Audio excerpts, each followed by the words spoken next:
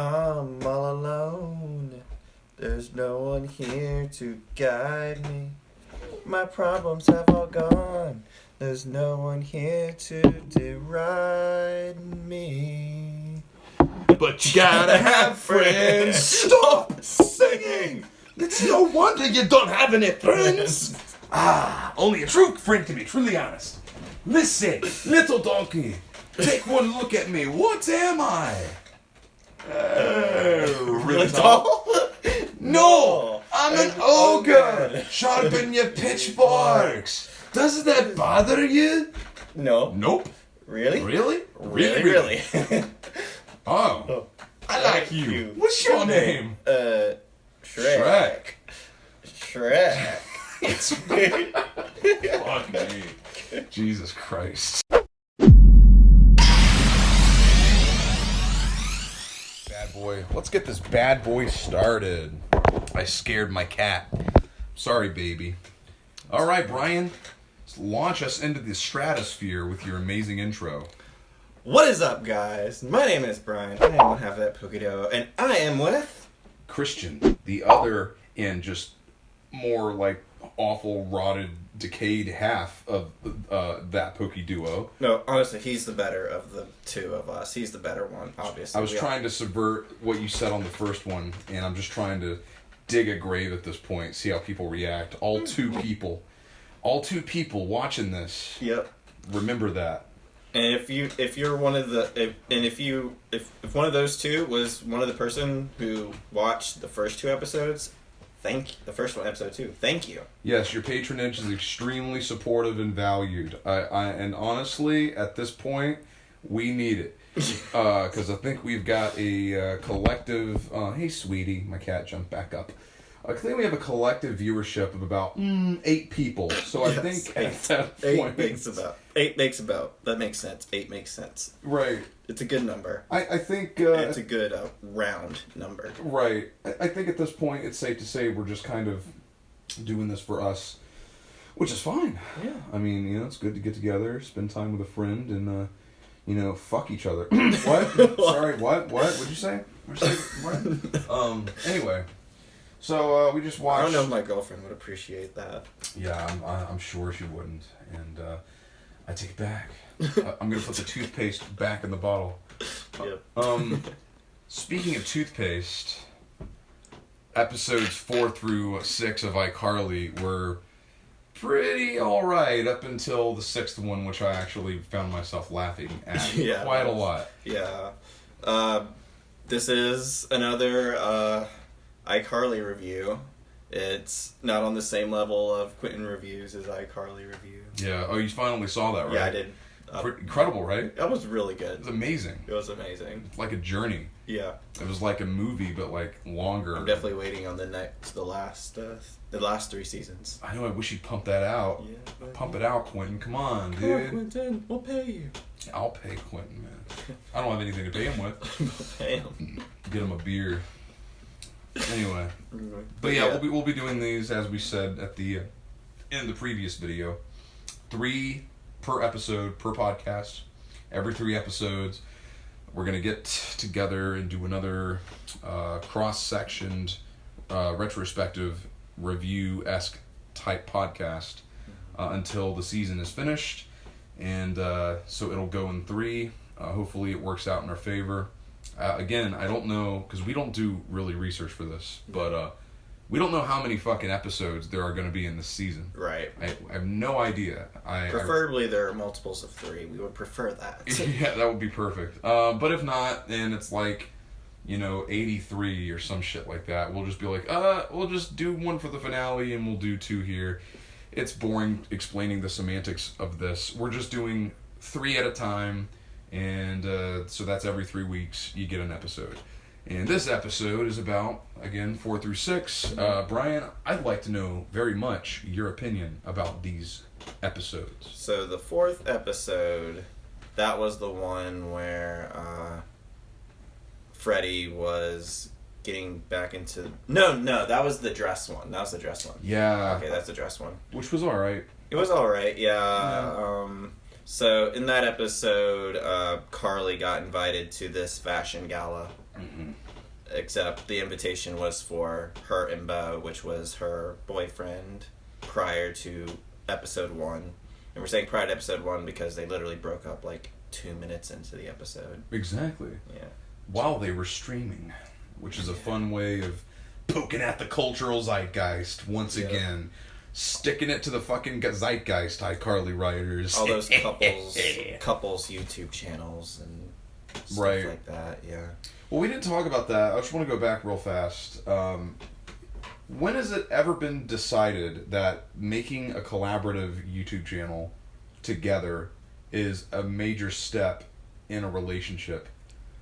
That's not a thing. No. Maybe in LA and Seattle, maybe in New All York. those people were like, you know what, let's put a couple of videos out, see what happens, and then they just blow up, and it's like, okay, we'll just keep doing this. But they treat it like it's such a big step, like it's such a big level up. Like, oh man, we're really committed now. You get to share my YouTube channel. Yeah. But I guess that's the world of iCarly. It's so intricate and based, or not intricate, it's so pivotal on the concept of internet content. Yeah. That it goes to insane lengths, and also angels exist in the iCarly universe, and so do robots. Maybe, I don't know. Like a lot of people kind of don't remember how weird of a world iCarly is. Yeah, iCarly is Bigfoot's real in the iCarly universe as well. Exactly, and so is the muskrat creature, the muscoon. Oh, yeah, what was it called? Something... Oh, my God. It's a cryptid. Yeah, it's one of those cryptids. It was in the same episode. I fucking forgot. The beef coon. Beef coon. The beef coon. Yes. That's it, the beef coon. And space exists, too. And we all know space doesn't exist. Right. Yeah. And, yeah.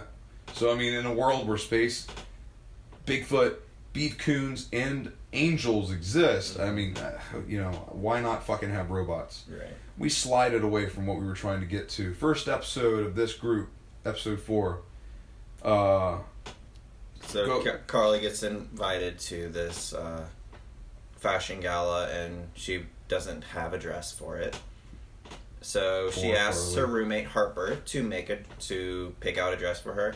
At first, they're all for it. They're having a great time talking about the kind of dresses they'd wear. They do this They do this little faux runway show where Carly's trying on all these dresses. One looks like the chicken suit that Harper wore in the second episode. Tried to fuck a girl with in the second episode. Yeah.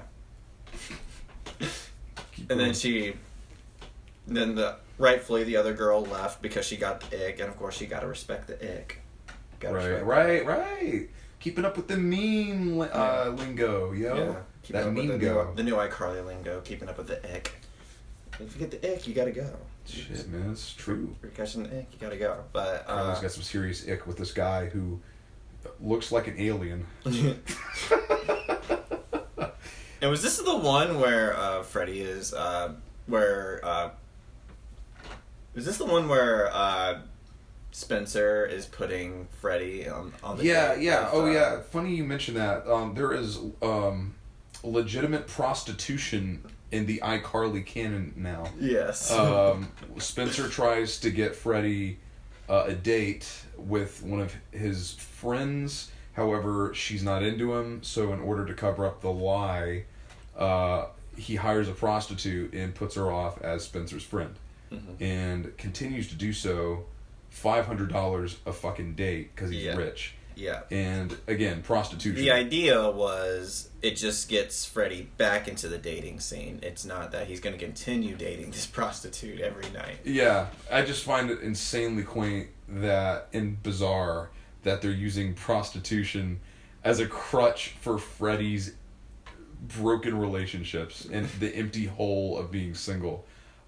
That is a thing in iCarly. This is the adult iCarly, and it's working. It's more adult than, like, stuff that's, like, R-rated. I mean, for fuck's sake. Yeah. I mean, and I loved, because they opened the episode, I think they're getting...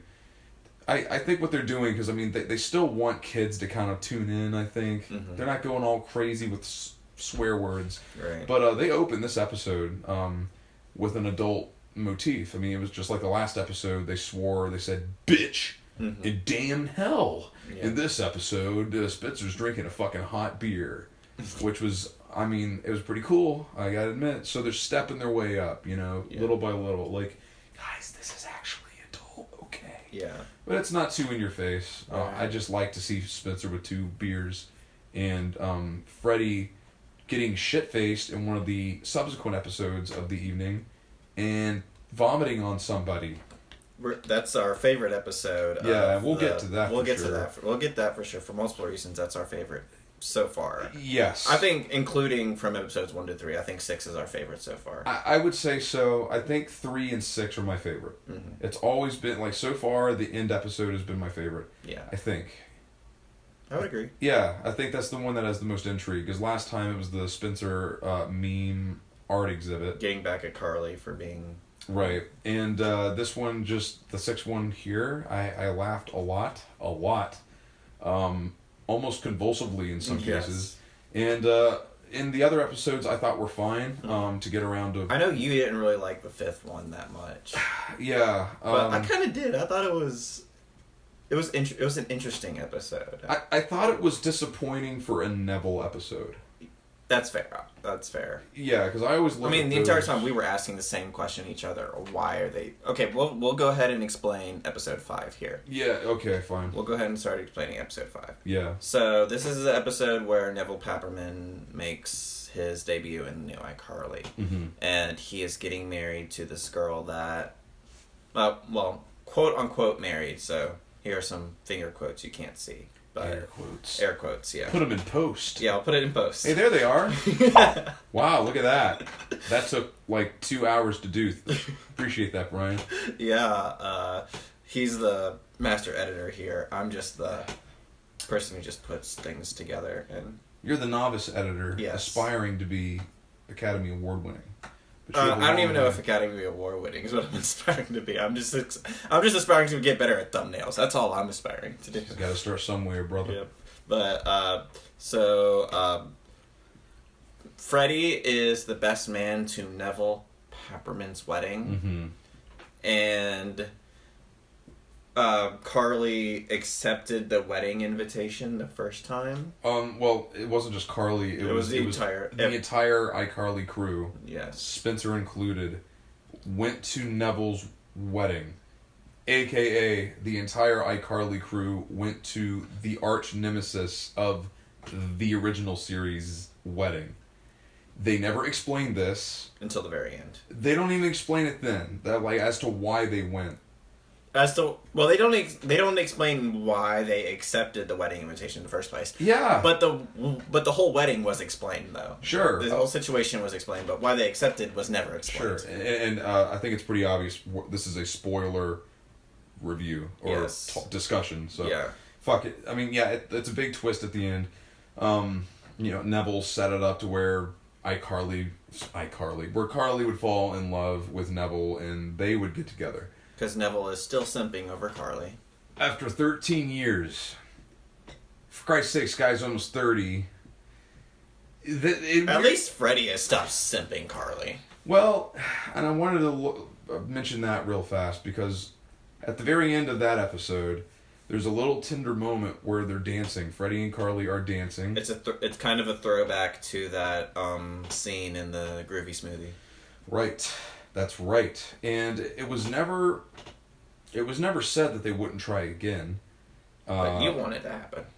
Well, no, it's just that, dude. Like I know storytelling. Yeah, like, this is it's 101. Like basically throughout a series, you have little breadcrumbs that work up through progressing episodes that eventually pay off into what's developed into a love thing, between a character or two characters. You start it simple and subtle.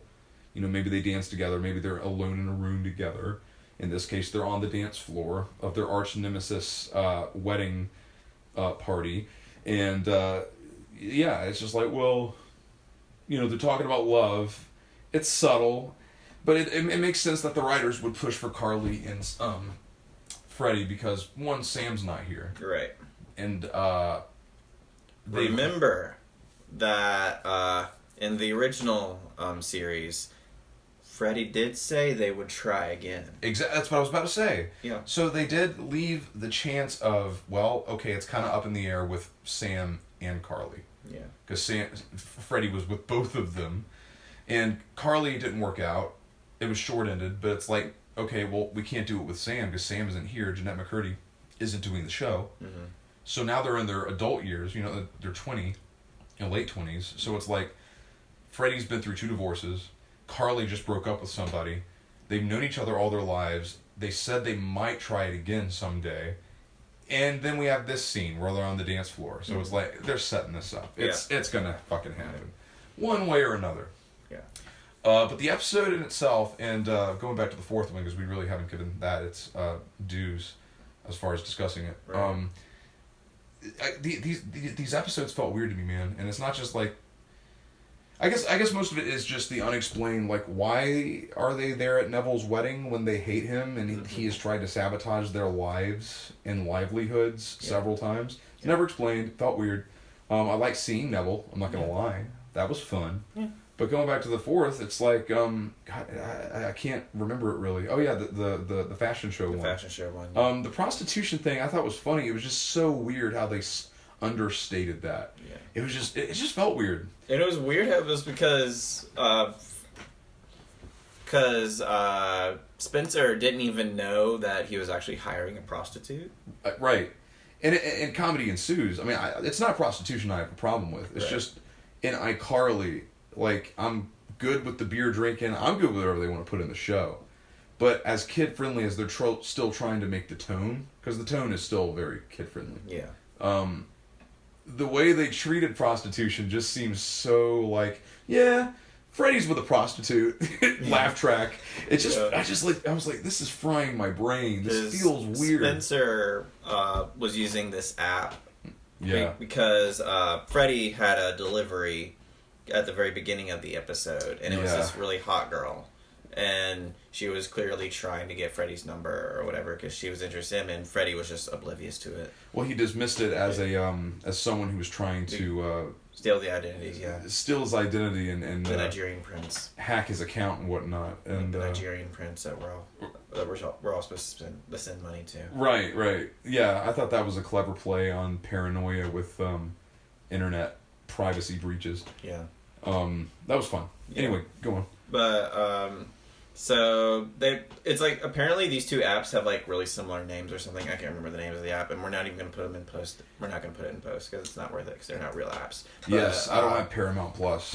Yeah, but Bryan does. He hires this prostitute, and they meet for coffee, and it's like, okay, I need you to go on a date with my friend, and I need you to pretend that your name is Ramona, and I need you to pretend that you are a nuclear physicist. That's right.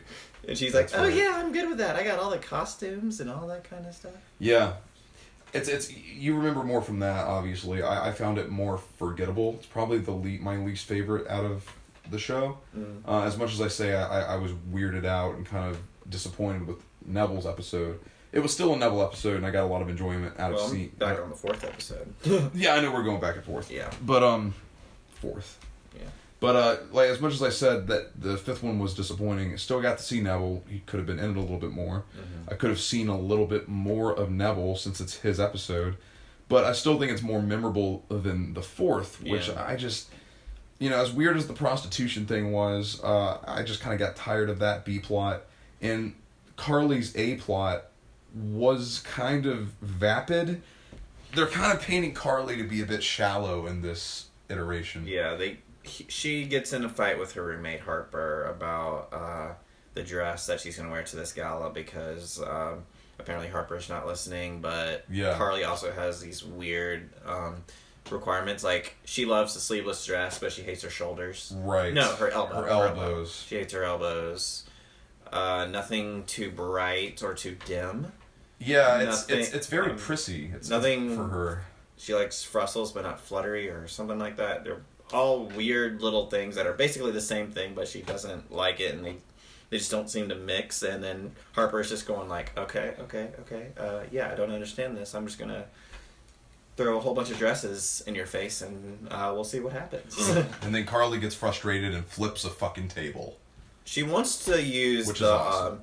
She wants to use the dress that she wore to the Air Force father-daughter dance, and which was a good reference. It was a good reference, and then Harper was like, so, that looks like the kind of dance you'd wear to an Air Force father-daughter dance, and then Carly just goes like, that is a very weirdly accurate, specific, weirdly specific and accurate interpretation, or something like that. Yeah, yeah. So you got the lines down. You remember more of the lines than I did. Yeah. Yeah. No. All that's fine. It's not bad, and none of it's bad. There hasn't been a bad moment yet that I can recall. But I would agree that the fourth is probably the weakest that we've seen so far. Yeah, and because it really is just about finding. Because not every episode can knock it out of the park. You can't. Absolutely, yeah. and it really, at the end of the day, this is just an episode about Carly finding a dress. Right. And again, like, they're really ramping up Carly's superficiality in this series. I know she was kind of vain in the original series, but she had a heart. She was depthier. She was deeper. They're really kind of playing her off as being a bit more prissy in this, and I don't know how to feel about that. I still think she's got enough nuance to her character, but I don't know. It's like she gets mad that Harper, who's helping her, isn't meeting her extremely specific requirements for a dress that she wants for a party that she doesn't want to go to. That she doesn't want to go to, but goes to anyway, so she can impress the public that she's doing okay after her breakup. Mm-hmm. It's just all fucking vain. And it's weird that we don't even see Beau in the episode at all either. It's like she's making this big deal. It's like, oh, I'm going to see Beau and all this kind of stuff. But we don't even go to the party until like the very end of the episode. Yeah. And then, plot twist, they haven't actually tried the dress on yet or something like that. So it's fake stitching. Right. And it like rips. And that's kind of their friend makeup moment. It's a good moment. It's really funny. That's the highlight of the episode for me. And there might be some shipping moments. Absolutely. I mean, it could go the other way, because Harper is definitely bisexual, as we mentioned. I think I just... we got the confirmation in episode 5. Right. Episode 5, we got the confirmation that she was bi. She goes both ways she does dudes as well. That is a line that Spencer uses. Because they're both miserable at this wedding. Mm-hmm. She's wearing this very cottagey dress. Antebellum, I would almost say. Yeah. Very antebellum dress is kind of like a protest to this, I guess, this wedding.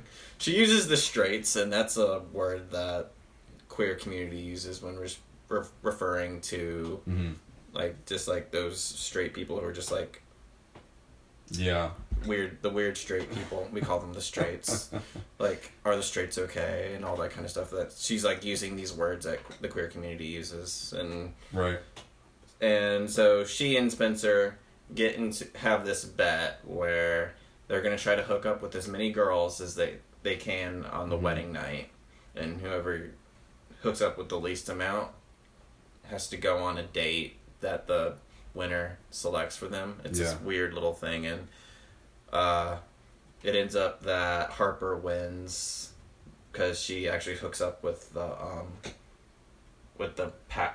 pastor, the mayor, the rabbi. The Jewish female rabbi. Yeah, the rabbi, the gay Jewish female. The gay Jewish female, the lesbian rabbi. Yeah. Which was interesting. But I'll tie what we both just said about Harper into something that resonates with episode 4.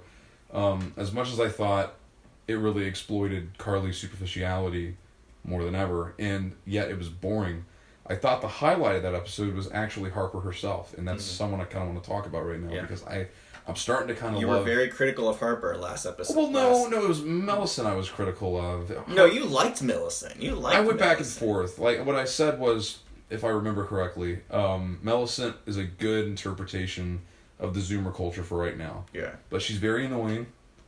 My criticism for Harper was that Harper wasn't developed, and I hope she didn't just become a lightning rod for LGBTQ propaganda. Right. Which I support LGBT. I support them all the way. I just don't like propaganda of any kind at any show. Right. So it's not. She's hilarious. And it really shows in the 4th and the 6th episodes, because, man, that whole holding Carly's dress together thing, and skirting across little by little carpet. across the red carpet. Yeah. Fucking hilarious. Yeah. Really funny shit. Yeah. And it made me go like, okay, this is a really talented actress. Lacey. I'm gonna have to put it again. It's in the last episode. I did it in the last. We both forgot her name.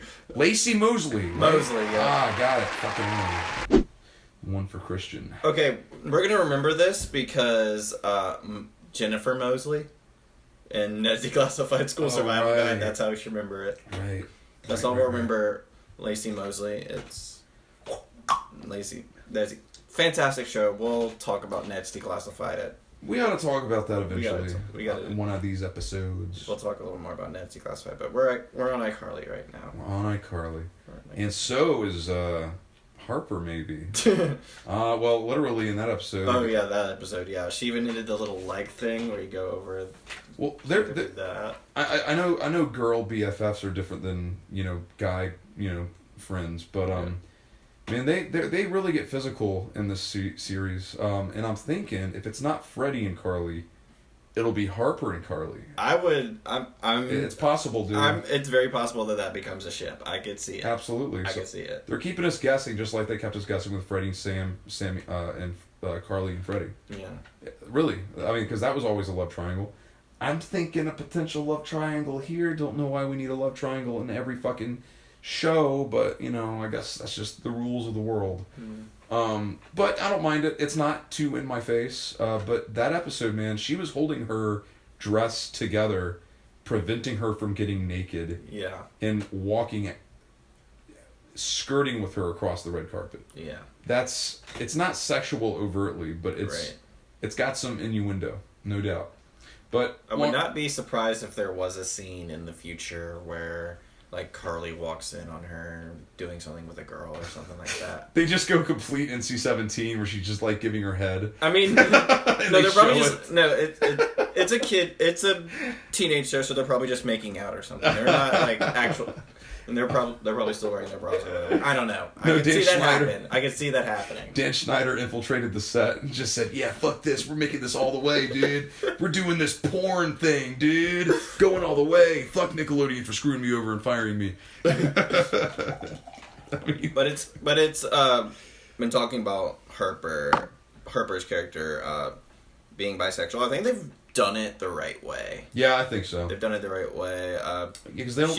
It's not like this, she's coming out or anything like that. She is, from the get-go, she's an out bisexual woman. Yeah. And there's no one's questioning it. There's no, oh my god, did you come out? How was your coming out story? Blah, blah, blah. No one cares because it's a part of who she is. And I think this is a really good way to introduce a bi character. I think there are stories that need to be told about coming out because that's still a thing that's people are gonna have to do for a long time, and because that's not something that's gonna change anytime soon. Sure. Everyone's just like, I just can't wait for when queer people don't have to come out. We can just be. It's like, okay, yeah, that'd be great, but that's not where we are. Yeah, we're not there yet. But not every story has to be that way. Yeah. You can have the people who have been out for a long time, and I think they're doing a really good job of portraying that in Harper's character. Yeah, I agree. Representation is extremely important for any kind of spectrum of person, unless you're a Nazi.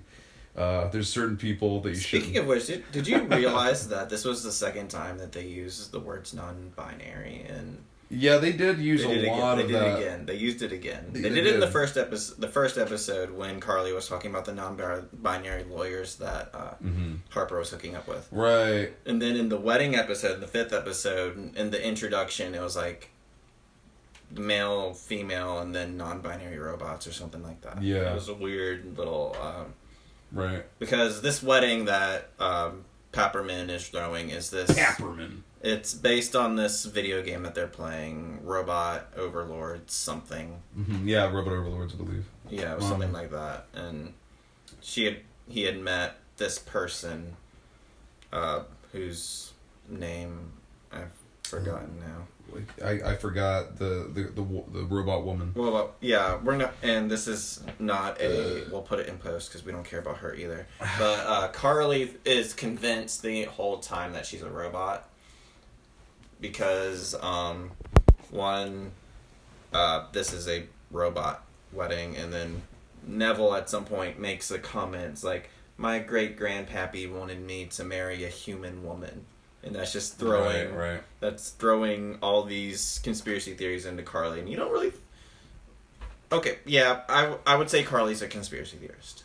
Oh, well, yeah, she believes in fucking Bigfoot. Yeah, I was about to say you wouldn't think of Carly as a conspiracy theorist, but no, she's a conspiracy theorist. Well, she's not a crazy conspiracy. Her dad is in the military, so right. I mean, it makes sense that she would be. She's not the crazy conspiracy theorist like the flat earthers and the other people. The moon landing didn't happen. Right, For real. not that kind of stuff, but like fun conspiracy theories like Bigfoot, robots. Right. Going back to Angels. Harper though, and the world of contextual usage of queer characters, queer terminology and whatnot. Yeah. I thought I agree with you with that. I think representation is extremely important. I thought she's being well represented. Only a few times in the 5th episode did they lean a little bit in certain scenes too hard on just making that the joke. Mm-hmm. You know, like, oh, here's a term from modern, LGBTQ, culture. You know, and that's they kind of dug in a little bit too deep on they can do whatever they want, as far as representation, but like making that just the joke with her, like she's the person that has the gay jokes. She's the gay character. She has the gay jokes. Yeah. They went a little too into that territory with certain scenes in that episode, but I think for the majority, or for the overall way they're playing and writing the character, it's well done. It's not just, hey, look, I'm gay, laugh track, right. or non-binary, waits for laughter, laugh track comes in. But yeah, other than those scenes, I completely agree with what you're saying, and I honestly am intrigued for future stuff from this character. Harper actually might be my favorite. And I'm telling you, man, she's fucking funny. Yeah. She's really funny. She's really talented. Just her elocution on some of the phrases she utters. I mean, just some of the way she tells jokes. I don't know. It's really, really well done. And also, Spencer looks amazing in a Daft Punk outfit. Just saying. I didn't know that 10 out of 10 would smash. Yeah, I love Daft Punk and I love Spencer as a character, so seeing them together like that was like, oh yeah. Perfect marriage. Perfect. Daft Punk is dead. Rest in peace, 2021. Right. I'm so sorry, Daft Punk. So I remember last week you talked about how you thought that Millicent's character was kind of going to be the Megan of...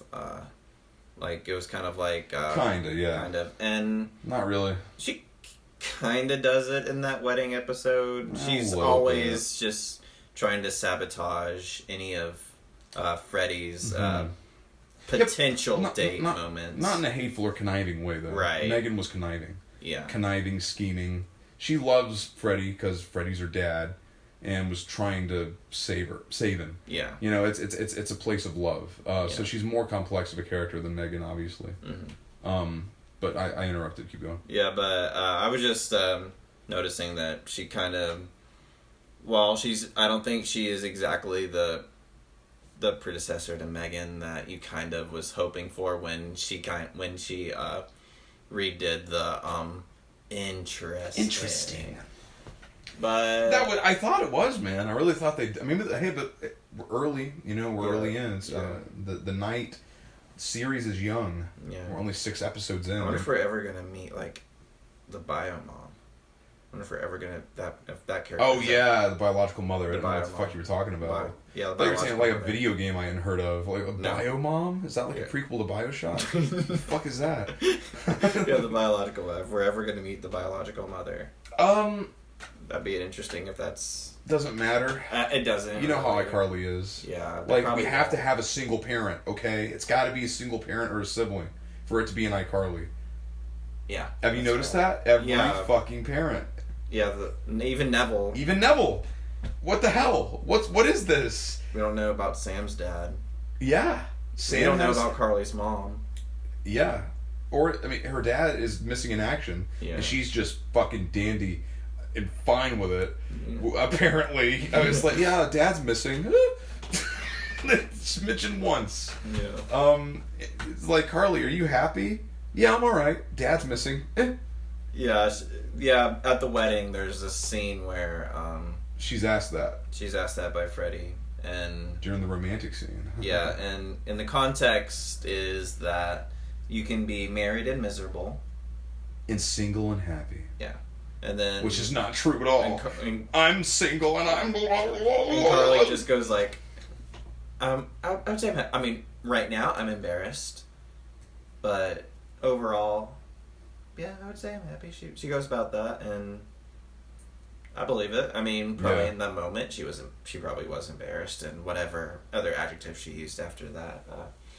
I'd be embarrassed, but also stupefied at the fact that Nevel was able to put a dress on me and transform it. That wasn't explained either. Okay, so there's a scene in this episode where I keep saying Carly is basically duped, and it's like, oh, the bride actually isn't the bride. This whole wedding was a plan to get me to marry Nevel, and her dress, on the click of a fucking button that Nevel presses, forms into a wedding dress. Into a full-blown wedding dress, but also a wedding dress with style and robot motif staplings. Yes. And it's the trippiest fucking thing I've ever seen. Because the effect is weird.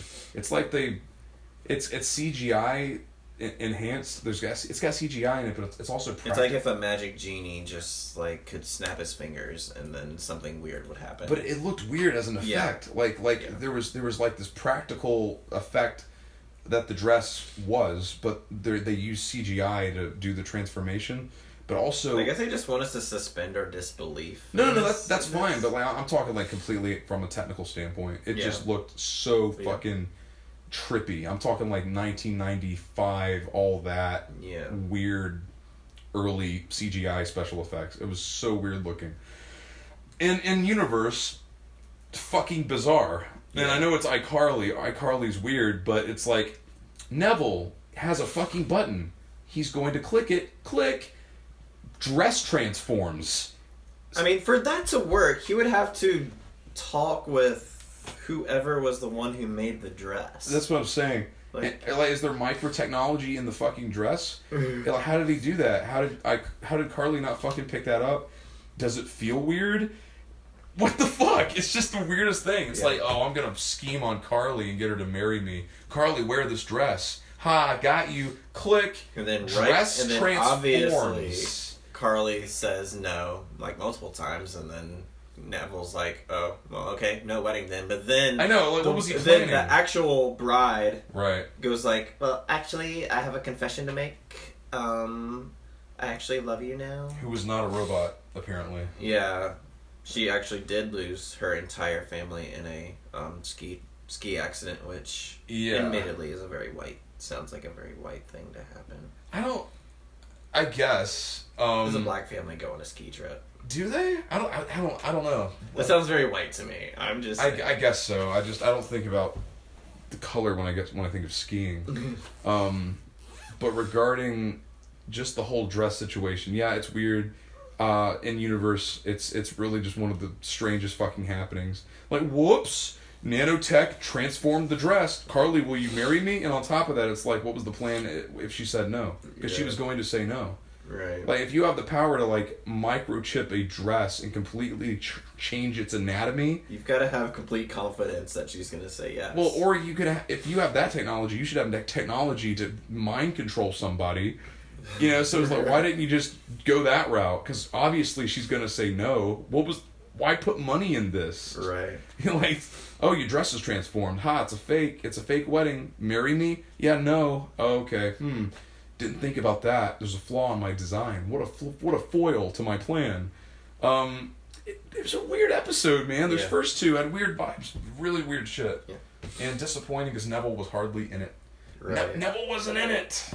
Yeah, he definitely wasn't in it enough. But I guess I guess this is a good time as any to hop into episode 6. Yeah, let's switch gears into the best episode of the fucking series. So the main reason that this is the best episode of the series is it opens with Principal Franklin.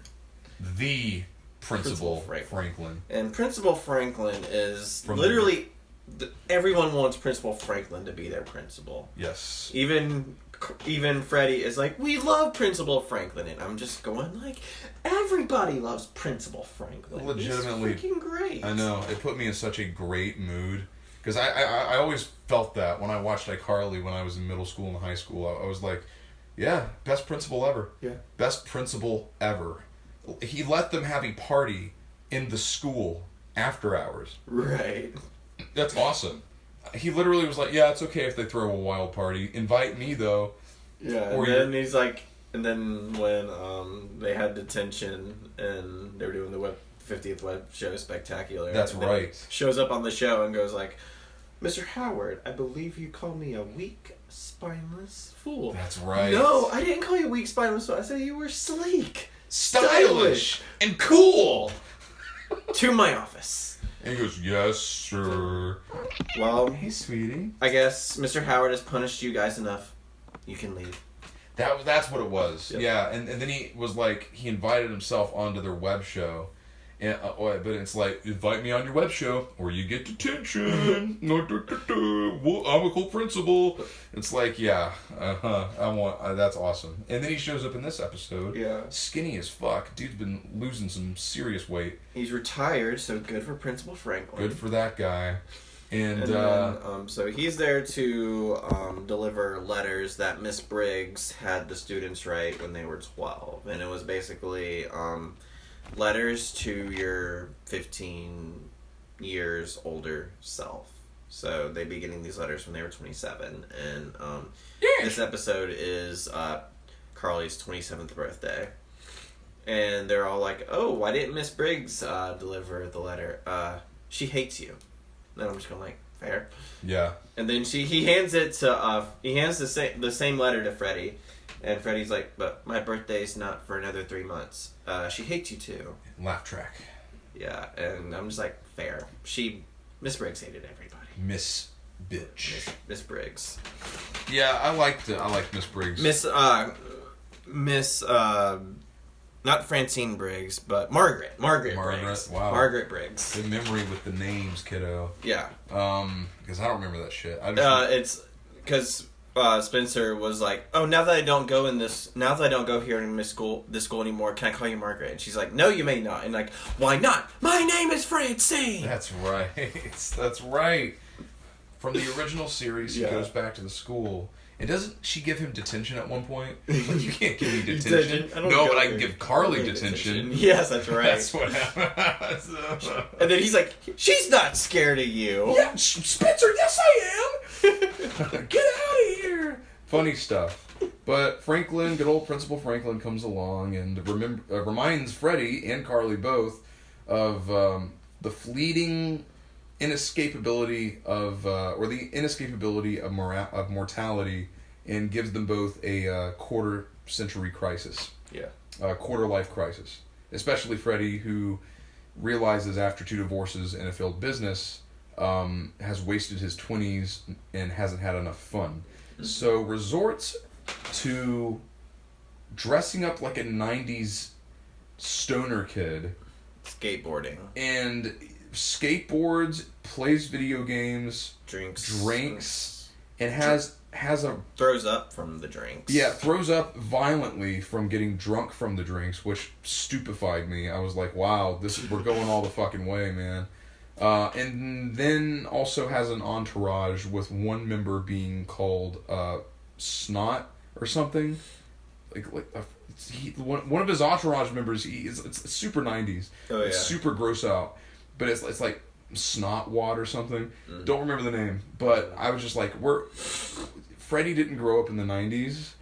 Why is he reverting a decade before he was even like a teenager? Like why this doesn't make any sense. I mean, Nathan Kress grew up in the 90s. Well, Freddy did not. No. They're the same age, and so are we. And it's like we're all 26, 7, 8, 9. Yeah. All like character, both fiction and nonfiction. Everyone involved here. We grew up in the 90s at the at the very beginning of our childhood. Like we remember the 90s, but we don't really It's mainly the early 2000s we remember. Let's be honest. And it's like... I mean, I was born in 92, so I remember quite a bit of the 90s. Oh, I do too. I was born in 93. Yeah. But it's like, really though, like the formative years are in the early 2000s. Yeah. You know, so it's like, why is he 90s-ing? Like, I didn't skateboard. I wasn't old enough to skateboard. Like, and I know that's carried on, but the way he carries himself, it's such like this slacker from Richard Linklater, you know, Max from a Goofy movie type character. I understand it's a joke and I'm digging too deep into it, but it was weird, but I liked it. Again, it was funny enough. It was weird enough and funny enough to work, just like the rest of the episode, and it is because of Principal Franklin put his magic touch at the very beginning. Yeah.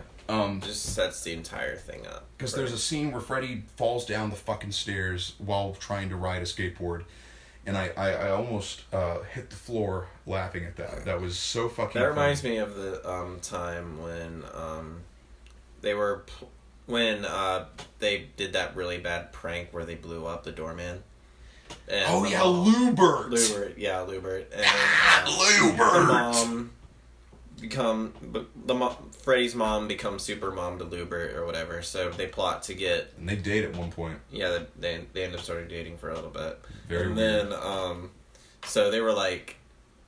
So Lubert getting hurt brought out your mother's motherly instincts. So That's what if right. you got hurt? Yeah. Right. What? That's right. Forgot about that. So he falls down the stairs of the apartment building, and the mom just goes like, "Freddy, it's these open-toed shoes." Remember that. Fuck, man. It's got to be a good... See, Principal Franklin is bringing back all the memories. Principal Franklin, and then he makes a reappearance at the party. At the party, because we learn about the curse. We don't learn about the curse. We know about the curse. We know Carly's birthday curse. Yeah, I think even in the original series, we kind of knew she didn't like her birthday.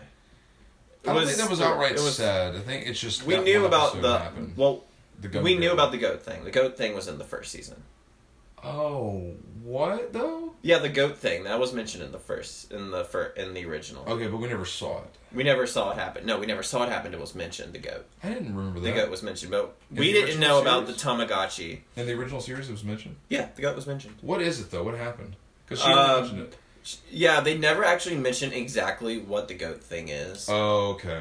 It's never actually mentioned what the goat thing is. But funnily enough, on the 30-minute reunion episode, it turns out that Miranda Cosgrove has a goat-related incident. Oh my god, I didn't know that. Yeah, that's really cool, man. So we're gonna have to watch that. Absolutely. I've watched the reunion episode so far. I've watched the reunion episode. So in there, she mentions that she Miranda Cosgrove has a goat-related incident, not just Carly.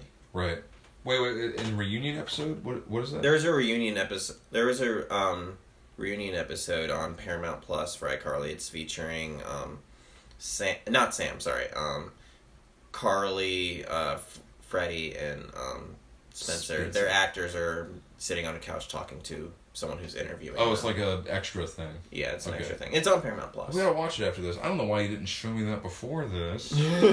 Well, I didn't know we were going to bring up this. But speaking of behind the scenes, and you talked about Lubert, he in real life he's actually married to the actress that plays Nora Dershlit.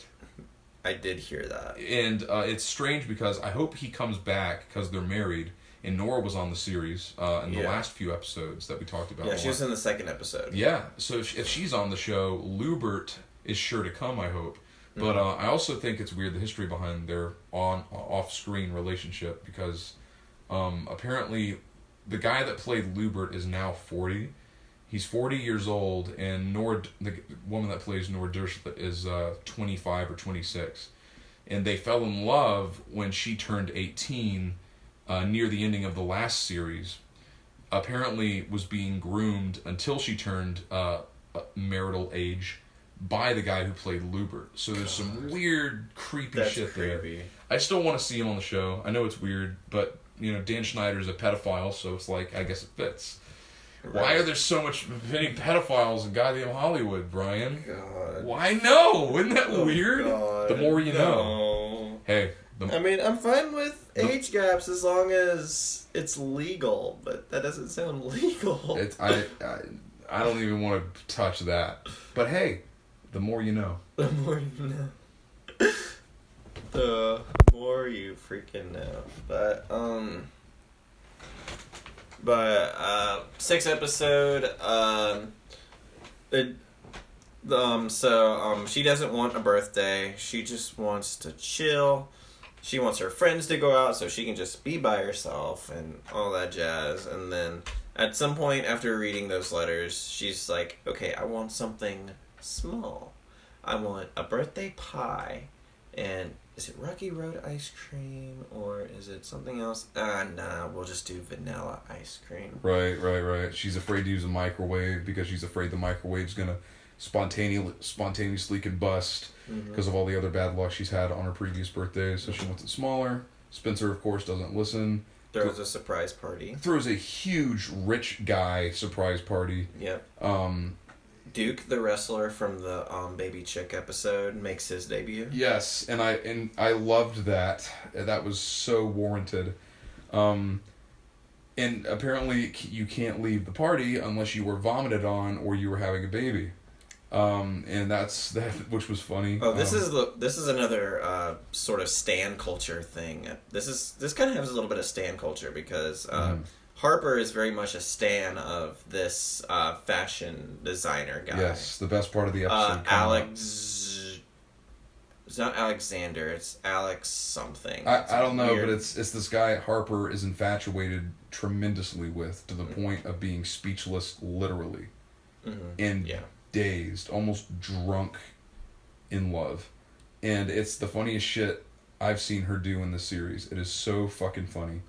Trying for her to get a word out to the fashion designer she is completely head over heels, either in love or just completely stands. It's never really explained, but it's so fucking funny because Freddy vomits on this guy at the party. They both leave. Harper and the fashion designer leave. The fashion designer tries to leave first, and then Duke goes like, "No, you can't leave unless you're having a baby," or "Oh, that fits," because he's got vomit on him, so he can leave. And then Harper just goes like, "Oh, my water just broke." And then Duke goes like, "Oh, the miracle of life." Yeah. He just lets her out. Also, she's really good. Lacey Moses is really good at physical comedy because there's a lot of like groans and like funny sounds she makes, like because she's so stupefied and bewildered and just crazy for this guy that she can't even function like a regular human being. She mispronounces her name as Murphin several times and never corrects it. And just God, I'm telling you, man, like I hope to see more from her because I really enjoyed every moment of that dynamic between those two characters. I thought she was funny as fuck. And then they finally exercise her anxiety demon at the end, so to speak. Because by recording herself on one of a similar device to what we're recording this illustrious podcast on, she confesses that she's the one who made the bubble wrap dress for Carly. Right, which was a thing that happened, and she confesses it on a iPhone, records herself when the guy fashion designer's not looking. Plays it for him, and they like exercise her speech out of her body. It's that whole scene because it's established that he is a big fan of that dress that Carly is wearing. Yeah, the bubble wrap dress. He is a big fan of the dress because it's like it's a commentary on some weird thing. I think you said it the best. Stan culture. Yeah, just complete utter worship. For celebrities. Worship for celebrities. But this episode it hits a lot of funny moments. Like it really landed comedically for me consistently. Even the end part with Principal Franklin was good too. When he was just like, Carly was like, "Principal Franklin, what are you doing here?" I just got the Evite. No, I just got the Google alert. I heard there was going to be a champagne tower. Yeah, champagne tower. There was a champagne tower, and Freddy destroys it in a disgusting manner. Again, Freddy gets drunk, and Freddy got fingered. It's a movie. It's a movie with Tom Green from the 90s. Okay. Weird reference, but the other thing that I really wanted to point out was there's one correct me if I'm wrong, Bryan, but it's our first. This episode has our first spontaneous fire started kind of by Spencer.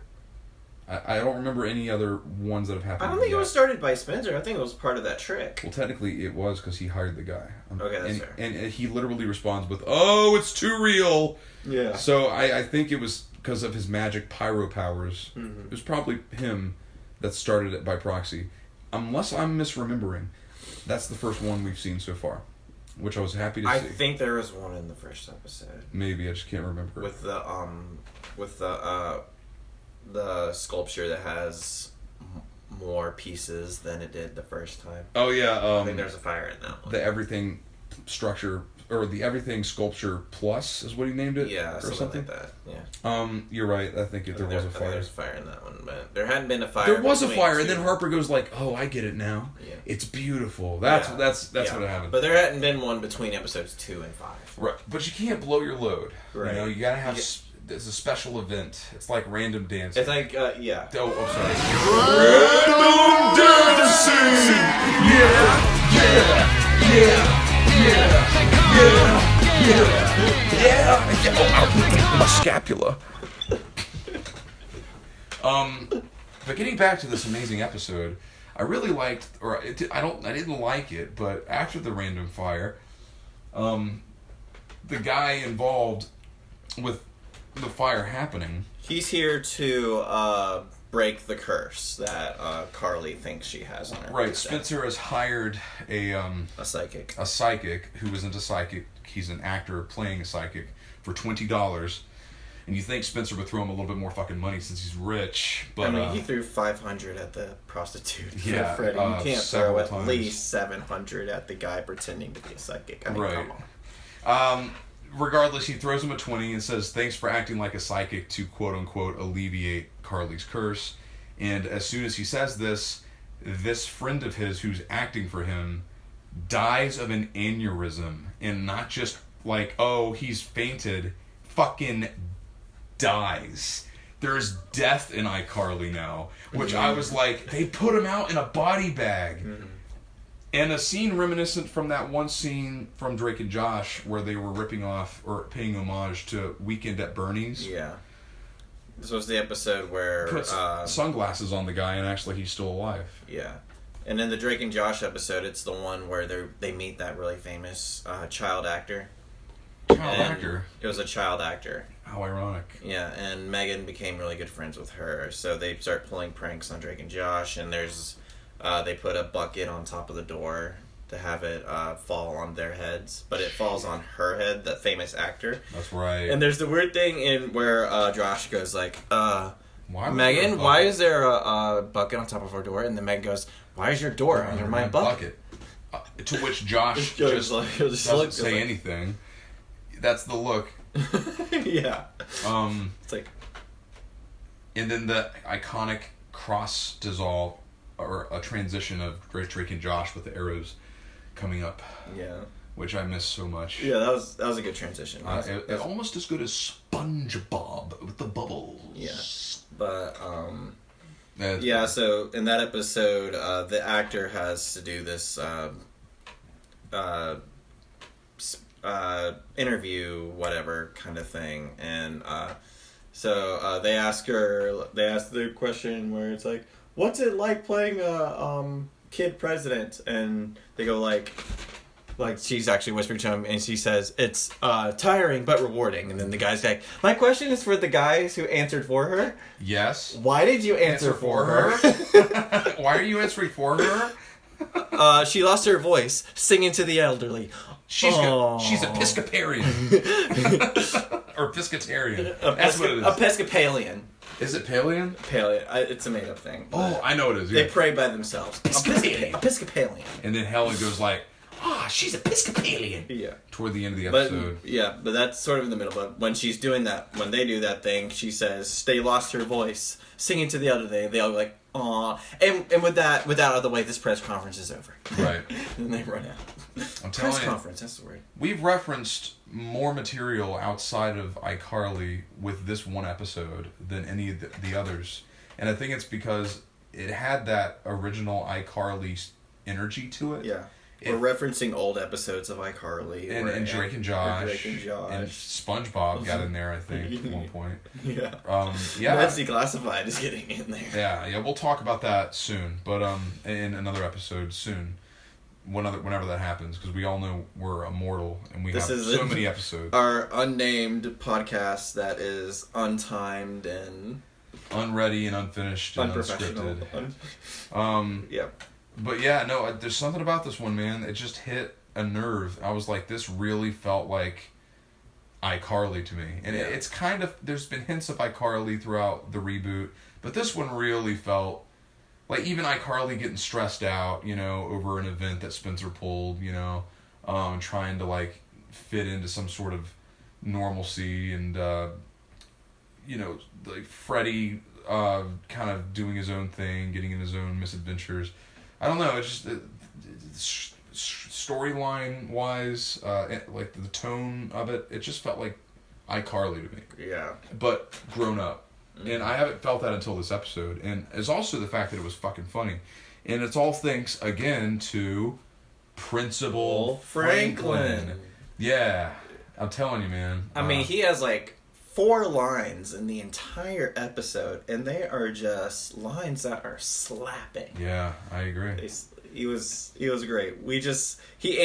He knocked on the door, and then when Carly answered it, we were all like, Principal Franklin! I know. Or at least I was. Oh, I did too. I loved it. Yeah. So, Bryan, how did Spencer perform in these 3 episodes on the Spencer-o-meter? The Spencer-o-meter? Yeah, which is a thing that I made up. Just now.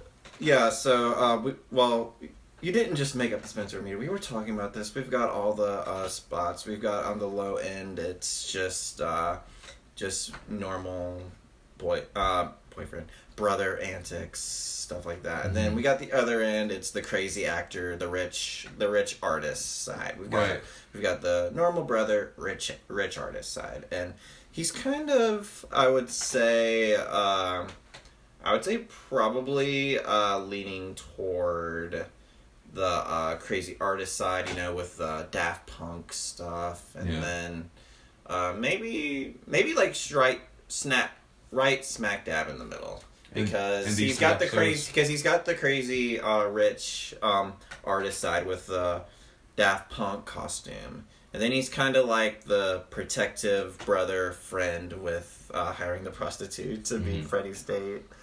So you're right. Probably right, somewhere right in the middle. Right. Somewhere right in the middle. You mean in these 3 episodes specifically? Yeah, in these episodes specifically. Yeah, he wasn't as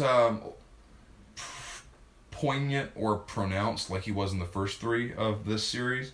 Kind of more of a background character, but still very important. Yeah, I agree. But I mean, like, it can't be Spencer the show as much as I would love it to be. Yeah. You gotta sprinkle him in there at the right time. So I agree. But still, class act Spencer always will be a class act. Yeah. But I think I'm done with my analysis, my thoughts. I'll talk about a iCarly video that I watched recently, and it's basically stating why the iCarly reboot works. Oh, okay. And why other reboots didn't, like the Teen Titans reboot, the Powerpuff Girls reboot, why they didn't work.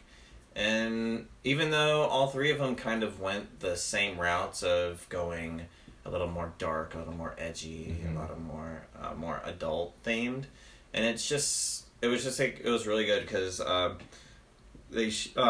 she mentioned Titans, which is like the reboot of Teen Titans, which. Well, I think it's an entirely different entity altogether because Titans is based on a comic book. Right. Yeah. So it's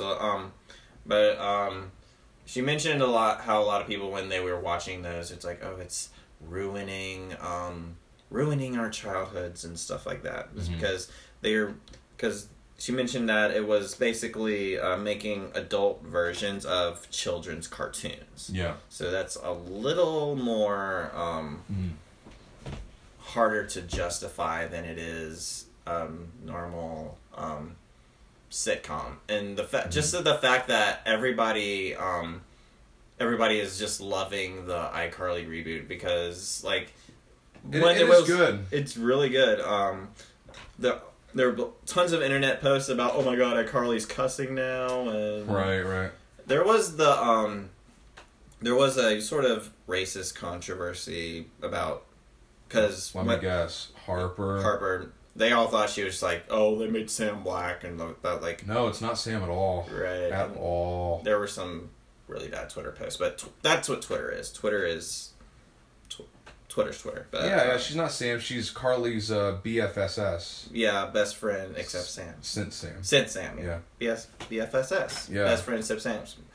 But she's being a little annoying. Right. Yeah. BSLA. But she's a little annoying. Yeah, it's funny you mentioned that. Because you look at a lot of reboots these days, and everything's a fucking reboot.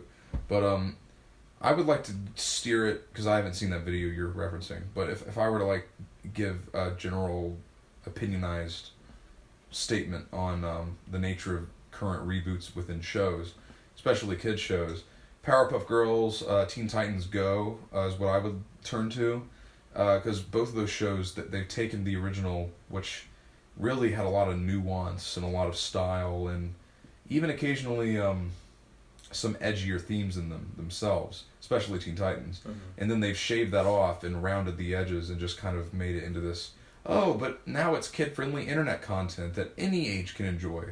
And they've lost the soul of the original. This one is the opposite.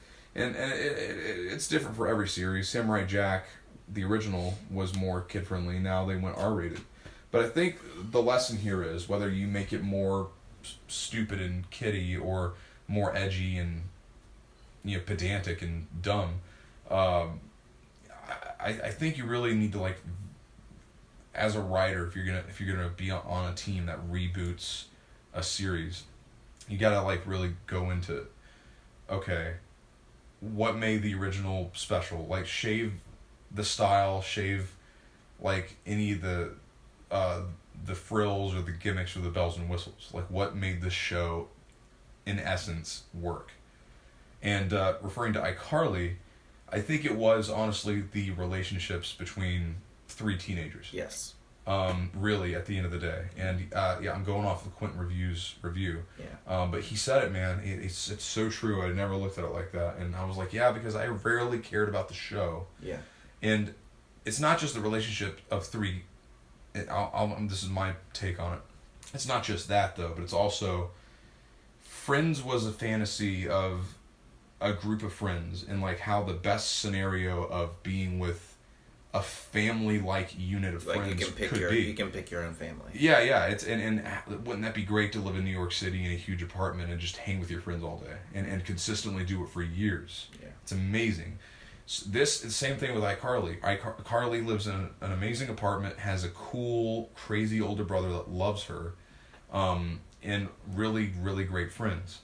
It's a fantasy for, children and teenagers. Mm-hmm. So they're trying to take that dynamic and apply it to the adult world, 20-year-olds. And it's still while keeping the nostalgic value that we all have for the original. Absolutely. That's going to come with the, When you reboot something, you have to keep the nostalgia.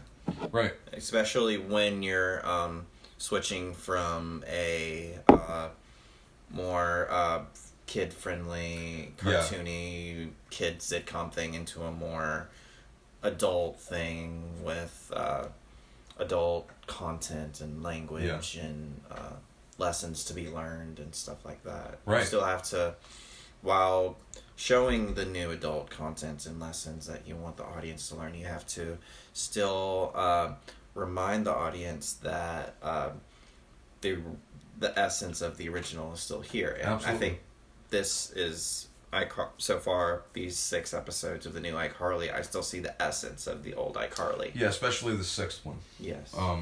Yeah, I agree with you on that. And talking about the fantasy aspect of it, as a culture, we've gotten further and further away from what has become known as the very trite, very polished and overly cheery sitcom format. You know, there's still sitcoms out there, but I mean, the big ones have kind of sloped off. I mean, Big Bang Theory ended recently. You know, I don't keep up with any sitcoms. How I Met Your Mother, you mentioned last episode.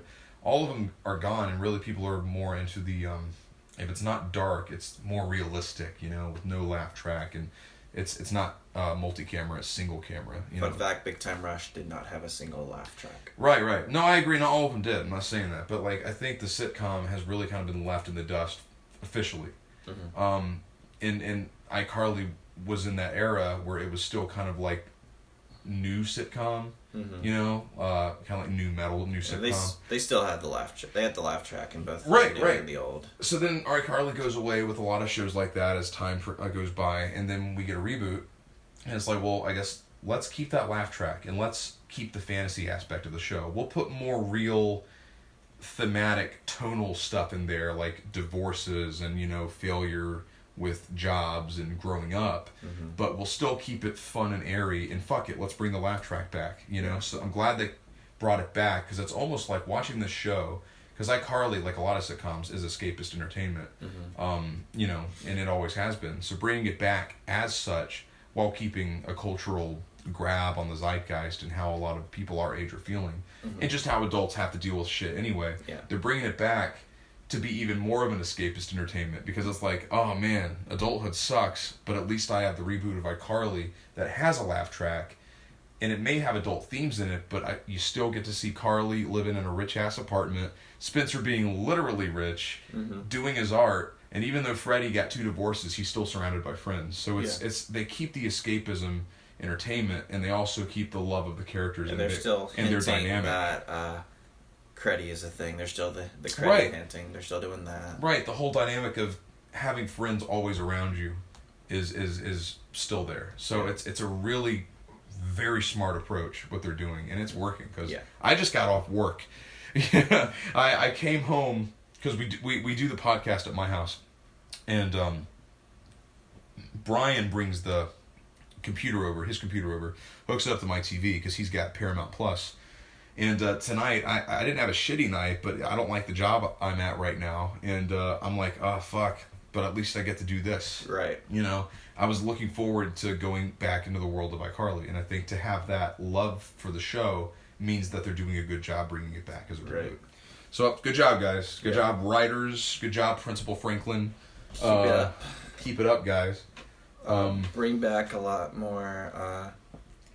a lot of the older characters. I'm very sad that I'm gonna have to admit that we have figured out that Gibby will not be making an appearance in this show. Is that officialized? Yeah, it's been officialized. What Both happened? Sam and Gibby won't be featured in the new show. It's unfortunate. I don't remember the reasoning.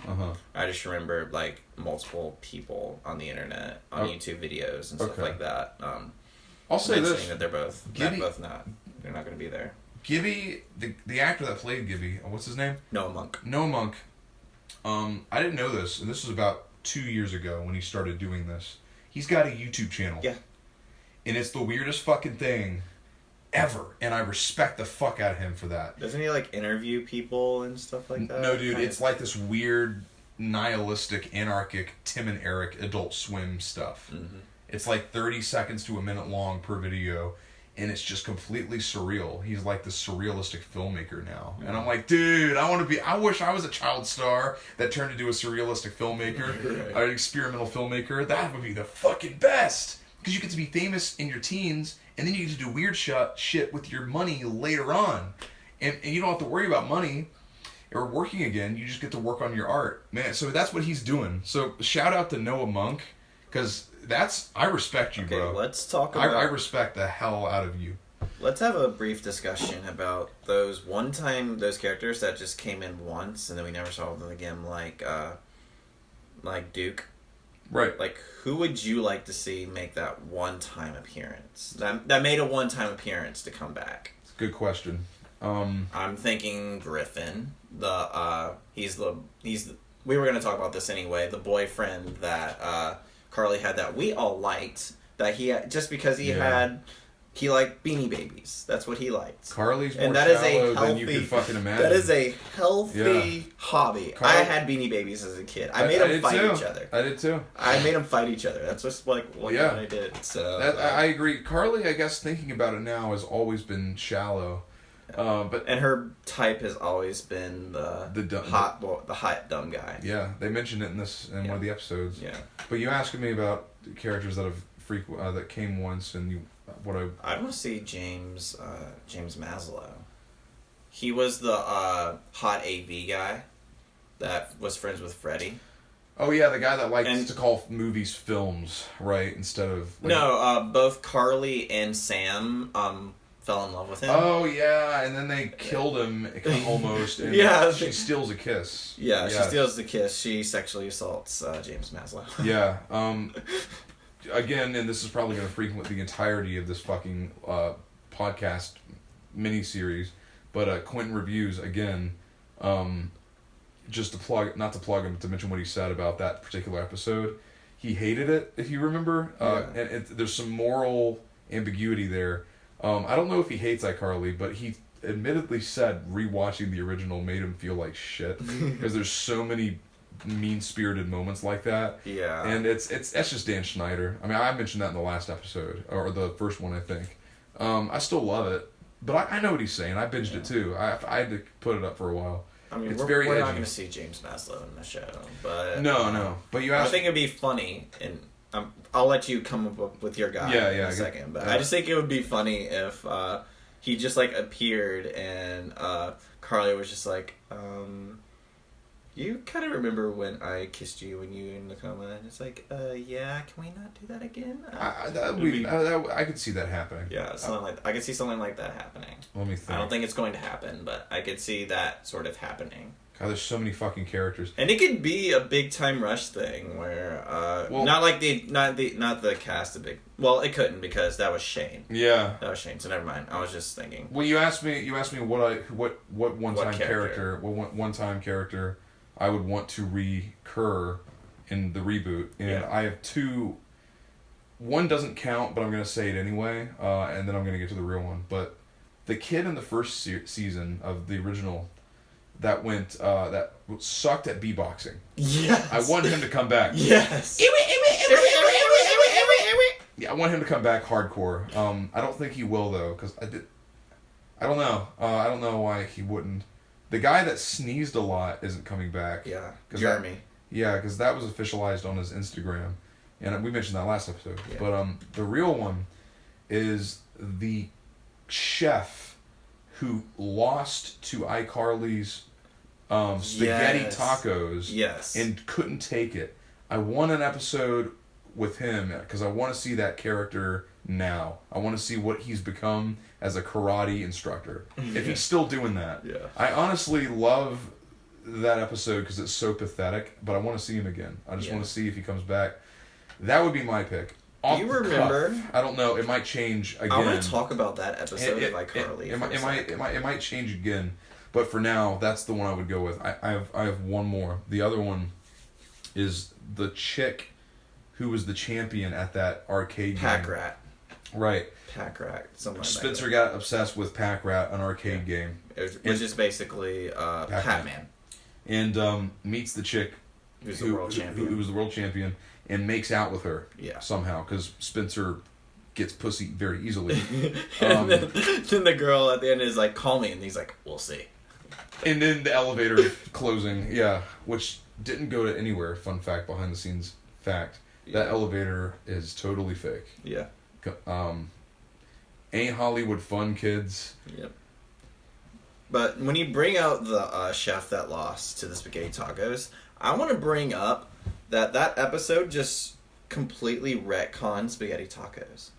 Because at the beginning, the host was like, "Oh, how did y'all come up with spaghetti tacos?" And then Carly was like, "Oh, one day Spencer didn't know whether he wanted to make spaghetti or tacos, so he made spaghetti tacos." I'm like, that is not the origin of spaghetti tacos. You invented spaghetti tacos, Carly. Oh, that's right. That's right. You wanted Freddy to go on a date with Valerie, so you were like, my brother's an awesome cook. He makes spaghetti tacos. And then he's like, what? Noodles can't live happily in a hard corn shell? That is the origin of spaghetti tacos. Not that. Why did y'all retcon spaghetti tacos? I like that version better, to be honest. The one where Spencer... The latter one. Where Spencer invents it. Because, come on, Spencer's got to invent spaghetti tacos. I guess that's fair, but that's not what happened. Yeah, I know, but like that's the Carly invented spaghetti taco. Carly invented spaghetti taco. But iCarly is filled with discrepancies and continuity errors like that all throughout the fucking show.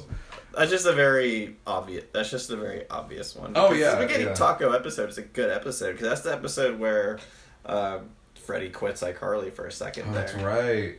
Yeah, that shitty drama. Whatever. No, speaking of spaghetti tacos, have you ever had spaghetti tacos? I was gonna bring it up. So, Jerry Trainer, I don't know if you've seen this video, but recently he did a pandemic live stream because he was bored being rich in his house.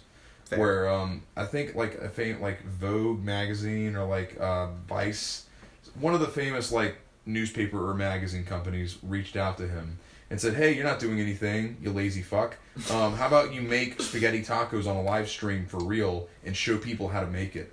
It's got 3 million views and he is adorable in it and I love him. I will send you the link. It, yes. But I remember one time, probably a couple of days after that episode actually premiered. So this is when I was back in high school and I was with my parents, and I think my mom was actually making spaghetti because my mom makes really good spaghetti. You were living with your parents while you were in high school? Yes. Fucking pussy.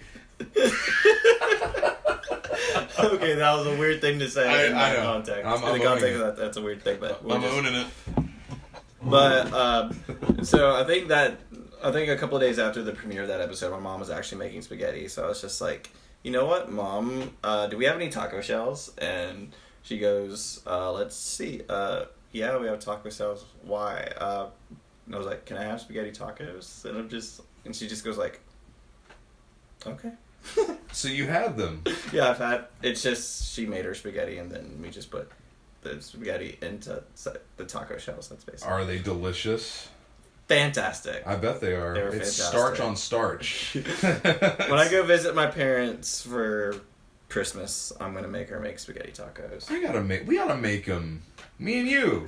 We'll make spaghetti tacos. Fucking put it on the list. It gives a shit. At the end of season 1, we'll make. That should be a thing we do. Yeah. Yeah. Fuck it. Sky's the limit. And we'll make an actual video, and we'll videotape spaghetti tacos. Yeah, do our first video thing since the thing that started this channel. Right. That we've deleted or privatized. Right. You guys ain't never gonna see it. Right. I've already deleted that account. Have you? I've already deleted that account on that Switch, so it's gone anyway. That's funny, man. I can't think of anything off the cuff. We're at an hour 20. Doesn't have to be 2 hours every time. Right. Podcasts fluctuate. I think I'm good. I don't have any pop culture that I want to inundate anybody with.